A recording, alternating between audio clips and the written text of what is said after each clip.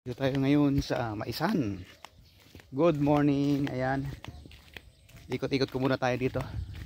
Mainit na. Litang gising ni Boss Pinoy. Iyan o. Siyempre naman. Ayan o. Mga Maisan.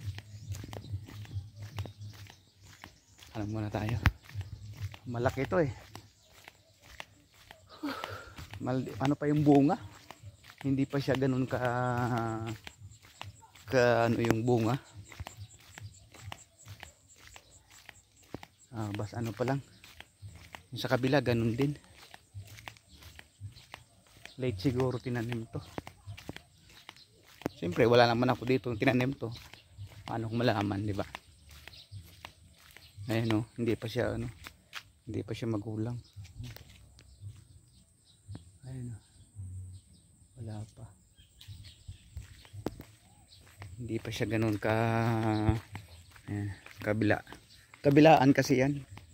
Yung pinuntahan ko na nakaraan doon yung sa kabila. Dalawa kasi tatlo itong haba niya.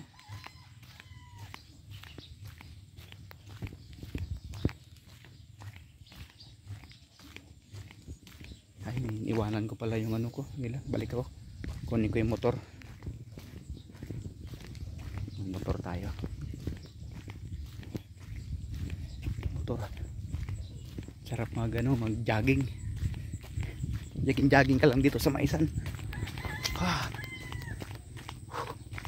Ito yung magandang exercise kasi malalangap mo yung fresh air ng probinsya.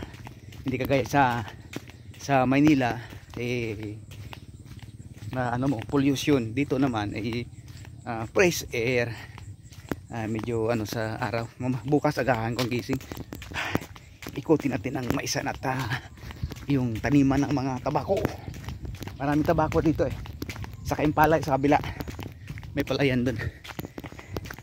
Ito yung buhay ni probinsya. Sarap.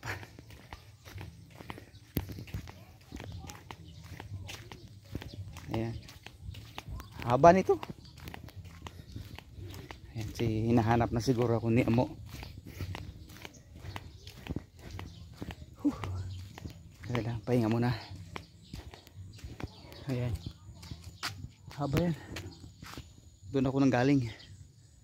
Ang haba nito eh. Siguro mga kabilaan kasi Ang haba niyan mga 7.5 hectares or 9 hanggang doon yun eh. Hanggang sa dulo. Ayan, sige, hanggang dito na lang. Mamaya balik ako mamaya ha. Mga hapon maganda.